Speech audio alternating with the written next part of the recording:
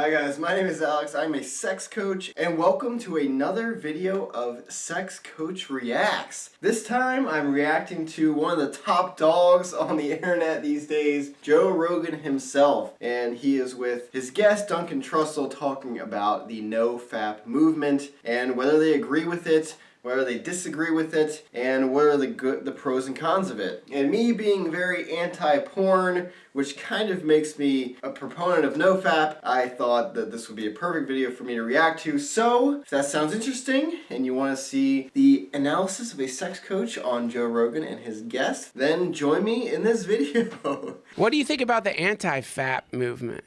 Anti-fat movement? Fap, F-A-P. Oh, no jerking off? Yeah. NoFap, not anti-fap. Anti-fap's a different movement. Well, there's good and bad. The good thing is sex will be way more pleasurable. The bad is it'll be way more desirable. So, like, to mitigate your sexual urges, so you don't do stupid things and hang out with stupid people and have sex with people you don't really like but you think are hot because you're horny. Yeah. And they're willing.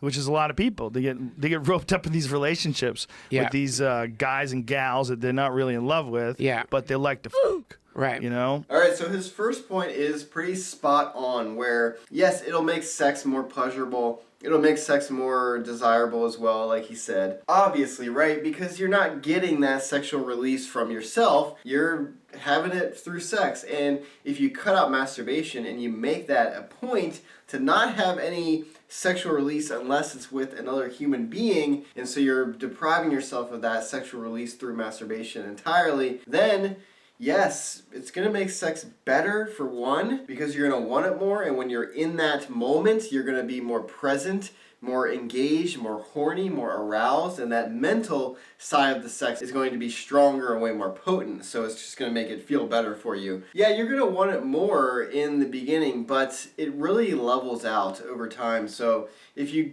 quit masturbation for a week or two, yeah, you're going to get really horny, you're going to want that release, but your body will kind of regulate itself into a normal state where you're not just horny all the time, hanging out with the wrong people, just banging people just to bang. That's not really that realistic and doesn't really happen that way for a lot of people. As long as you kind of get over that first, like, initial horniness that you'll experience. Something I always think back on is when you were sponsored by Fleshlight. Mm-hmm. And this is when we were doing the podcast from your house, and you'd come to do your podcast, and you'd walk away with a fleshlight. So I ended up with, like, I don't know, 3 or 4 fleshlights. And, like, at first I just wanted, like, you had different types. And at first I just went for, like, oh, the one that looks like a pussy. Right? But then, like, you know, it's like, oh, I got that one. But then you had, like, one that was, like, I don't know, man, like some kind of like gargoyle alien thing. It was really blue or something. It was really weird, man. But anyway, you know, I those things, and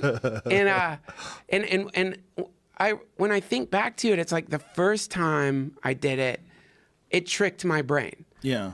The second time or the third time I did it, it wasn't getting the same effect. Whereas when I have sex with a human, it's a completely different, it feels like it's a completely different series of chemicals that must be being released in my mind. Yeah, you're uniting with someone. You're bonding with someone. You certainly get that oxytocin from orgasming together. Yeah. That bonds people. And that's right. Masturbation is not a replacement for real sex. It can never be. Because sex has that connection, that bonding that Joe Rogan alludes to. There is a chemical release that happens that makes sex so much better and so much more fulfilling and exciting and arousing than just doing it with yourself, right? And anyone that's had sex knows that to be true. And the problem with discussing fapping versus no fapping is that no fap goes along usually with quitting porn. And what porn can do is make the masturbation more alluring than real life sex. And that's the real problem that you run into. So everyone knows that masturbation is not as good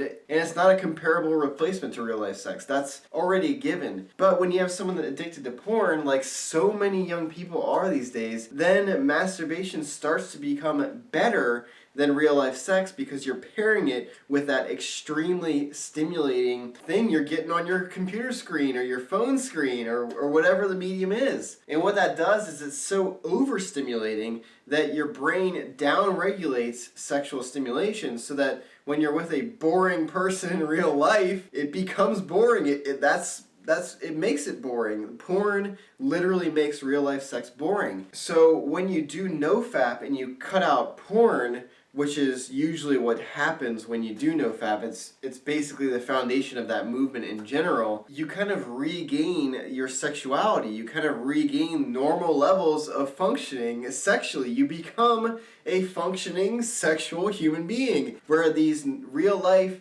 sexual interactions with other humans are now so much better than masturbation and so much more fulfilling, and they feel better, and you're actually connecting with someone other than just connecting with your hand. And so that's the thing that they seem to kind of be glossing over at this point, is that it's not all about like semen retention or just not masturbating. It's mainly about cutting out porn, because porn these days, through the access that we have to it, that is the extremely addicting, extremely terrible thing for our mental states, our psychological states. And that's truly where the benefits of NoFap come from. Not necessarily just not masturbating. Generally, like if I'm in a period in my life where I'm jerking off a lot, it's like usually like there's something imbalanced in there. Like I don't mean to apply like a sin to it at all. I'm just saying like personally, it feels a little dissipative when you're doing it a lot.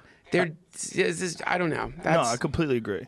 But that's the balance. But the balance is also like you don't want to just be horny all the time. No. Because when you're horny, you make shitty decisions. Yeah, and that's the thing, that you're not going to be horny all the time. If you don't masturbate, it's not like if you go a week without masturbation, then you just have to have sex and you're just going to make all these insane, stupid decisions and bang some hooker on the street that you just because you're so horny. That's not how it works. You don't need to masturbate. And especially if you're in a relationship with someone, then you definitely don't need masturbation because you have that person to have sex with. There's no reason to need it. And I think Duncan is right when he's saying that the periods in his life in which he masturbates the most are usually probably stressful, anxious times in his life where he needs kind of that release, or he's single and things aren't going well and it's just kind of a time waster, and he's just kind of, it's dissipated, like he said. It's just kind of releasing that energy because you're maybe bored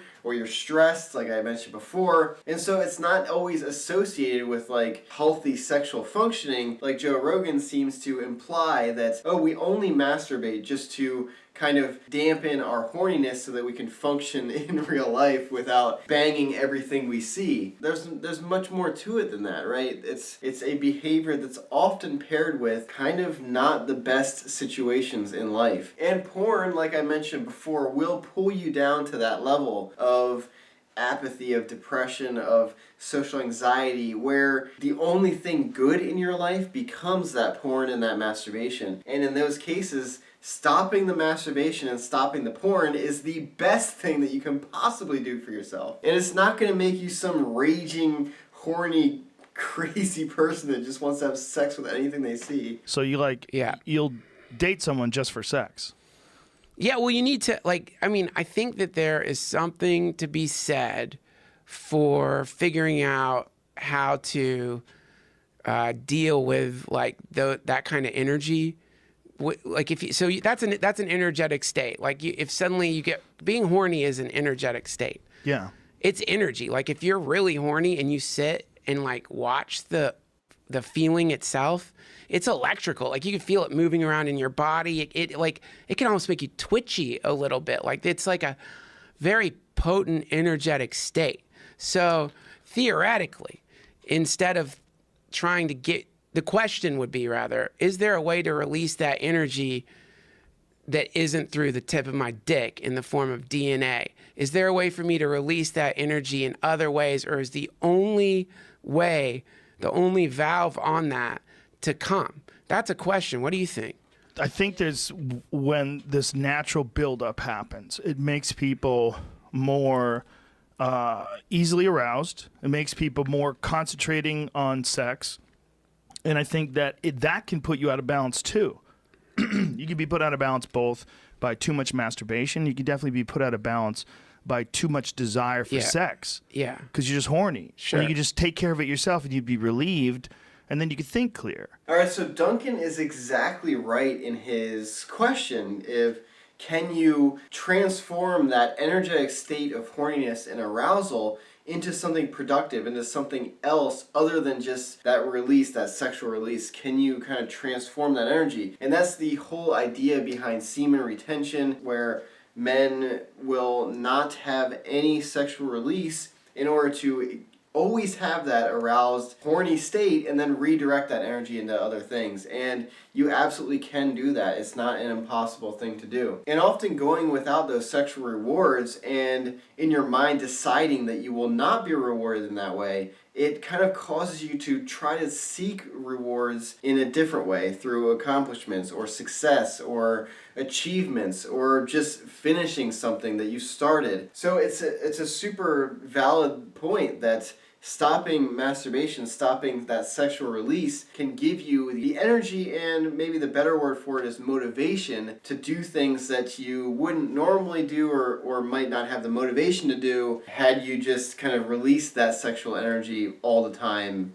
every day and whatnot. And Joe kind of seems to be stuck on that point that masturbating is kind of a way to get balance, because he feels that if you don't have that sexual release, then you're just going to keep like kind of filling up until you burst and just are banging everything in sight, or you just can't even think straight because all you're thinking about is sex. And that's certainly not true. Because you can divert that energy and motivation into other things, that kind of proves that Joe Rogan's point isn't true, that you're just going to build up and not be able to focus because you haven't had that sexual release. The other thing I wanted to touch on before I end this video is that just not masturbating is an act of discipline, it's an act of willpower, and anytime you are practicing discipline and willpower in one area of your life, that's going to translate into others. And anytime you're practicing willpower or discipline, that is going to be a good thing. It's going to be good for your future. It's going to set you up for success in your life. So even that is just a worthy practice if you want to kind of cut out masturbation just for that aspect itself, because as everyone knows, sex is extremely motivating. We want that sexual release really badly, and so by cutting it out, by being disciplined and not allowing yourself to have it, that's one of the best ways to build discipline, to build willpower, and that will translate into other areas of your life. So ending it here, this little video clip it's that short, and that's basically it. Then they move on to another topic. But that's it for their analysis of the NoFap movement. I personally think the NoFap movement is an extremely worthy cause for all of the reasons I have highlighted in this video. And the more worthy cause to me is to stop watching porn, is to quit porn, because so many people are addicted to it, and it is such a bad thing for not only just your sexual health, but your entire life situation in general, your basic overall mental health. It is such a bad thing for that. So that would be the more worthy thing to do, in my opinion. Anyway, if you enjoyed this video, you want to see me react to more kind of sex advice, sex clips, other things like that, consider watching other videos. Definitely subscribe, it helps me out. Until next time, thank you so much for watching. I truly appreciate it, and I hope to see you guys in the next video. Bye guys.